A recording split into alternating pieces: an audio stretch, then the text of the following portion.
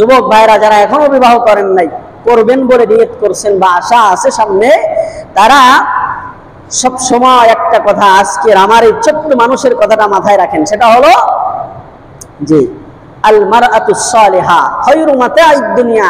আল্লাহর নবী বলেছেন, দুনিয়ার মধ্যে সবচেয়ে উত্তম ভোগ বিলাসের সামগ্রী হলো নেককার একটা স্ত্রী। কারণ নেককার স্ত্রী যদি ঘরে থাকে তাহলে আপনার জিন্দগি সুন্দর হয়ে যাবে, দুনিয়াও সুন্দর হবে, আখিরাতও সুন্দর হবে। এজন্য বিবাহ করতে গেলে আগে সর্বপ্রথম দিন দেখবেন। কি দেখবেন? দিন আছে কিনা, নেককার কিনা। আল্লাহর নবী বলছেন যে ফাসফার বিজাতিদ দ্বীন।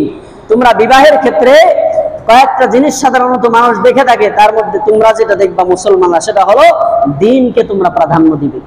বাস দিনদার আছে মেয়ে, সাথে সৌন্দর্য আছে, আবার বংশও বড় আছে, সবকিছু ঠিক আছে, তাহলে তো আলহামদুলিল্লাহ, সোনায় সোহাগা। বাকি সব দেখলেন কিন্তু আপনি দিন দেখলেন না। অপেক্ষা করেন, অপেক্ষা করেন যুবক ভাই, অপেক্ষা করো, তোমার ঘর অচিরেই জাহান্নামের টুকরা হবে। ঠিক কিনা ধরে ঘর? এজন্য ভাইয়েরা আমার, যারা গার্ডিয়ান আছেন, আপনারাও ছেলে সন্তানকে বিবাহ যখন দিবেন আগে দিন দেখা। কারণ উঠতি বয়সের যুবক যে ছেলেরা, ওদের নজরে শুধু যেটা পড়ে সেটা হলো সৌন্দর্য। কি পড়ে? সৌন্দর্য।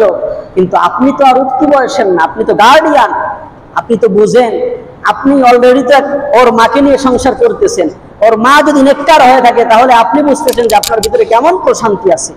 আর যদি ওর মা আপনাকে জ্বালাতন দিয়ে থাকে, তাহলে আপনি কি চান আপনার সন্তানকে এই ধরনের একটা দাস জ্বালানো দিবেন ঘরে? না। এজন্য গার্ডিয়ানরা খুব সতর্ক থাকা। আল্লাহ পাক রব্বুল আলামিন এই অগোছালো কথাগুলো আমল করার তৌফিক দান করুক। সকলে বলেন আমিন।